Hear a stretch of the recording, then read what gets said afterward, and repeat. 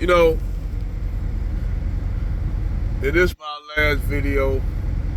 Of just I'm sitting up here, bored, and I just was just binge watching YouTube, you know, cause my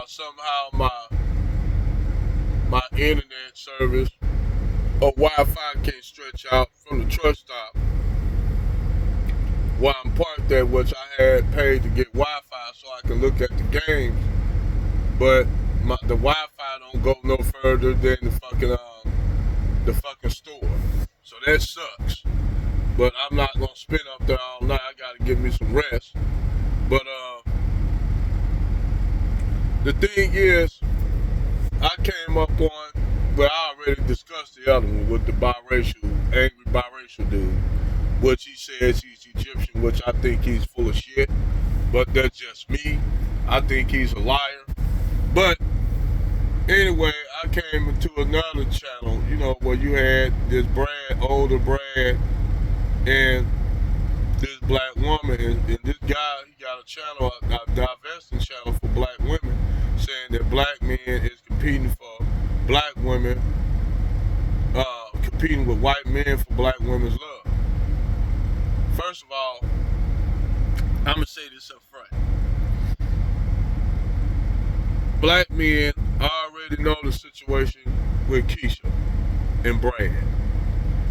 I told this dude that Brad always had access to black women. I said where we at, where black men at, we are, just to be honest, let's keep it real. I'll just keep it 100. We can't compete with white men for black women's affection. And the reason why we can't compete with white men for black women affection, because black woman is the product of white men. The black woman is the product, modern day black woman is the product of white men and white women social engineering that goes all the way back to slavery to the second wave feminism.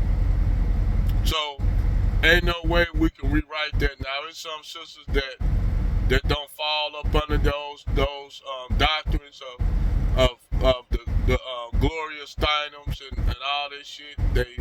Because they, like Frances Cress Welsing, she told that in her book, The ISIS Papers. But like I said, this white guy basically said that black men and white men are competing for Keisha's love.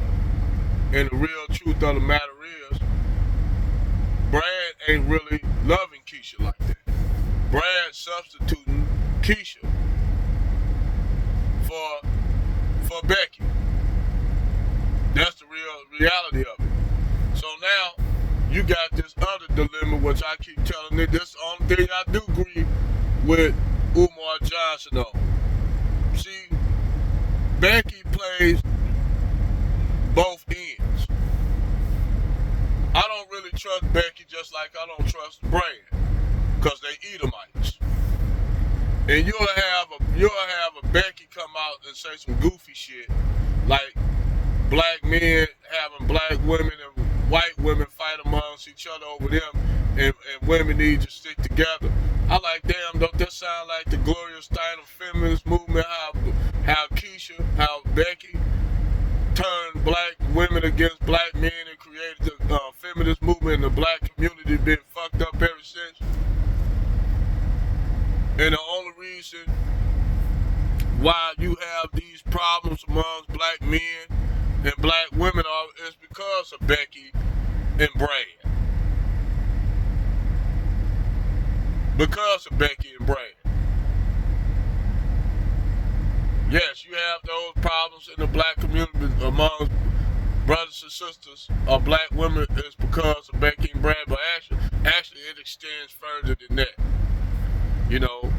Like I said, black men and black women were brought over here to the Americas, to the West, differently.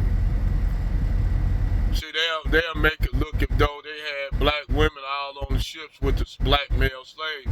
80% of all the slaves that came to the Western Hemisphere was mostly males at first. They were mostly males. And it was mostly starting off was the Portuguese and Spanish. Even though you did have blacks over here, black aborigines over here from blacks that came over here centuries or millennia ago and intermingled with the indigenous populations.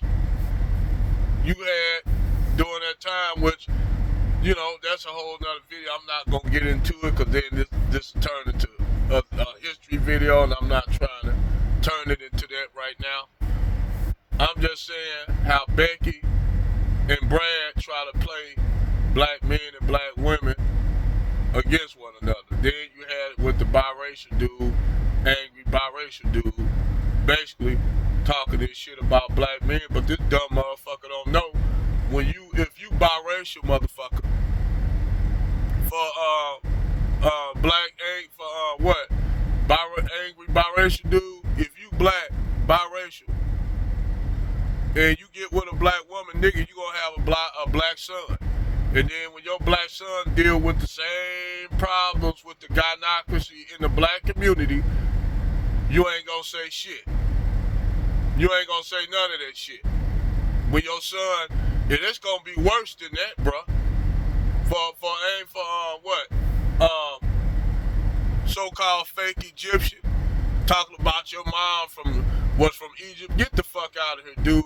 Like a motherfucker don't know but the difference between how a Shia Muslim woman dress and how a Sunni Muslim woman dress.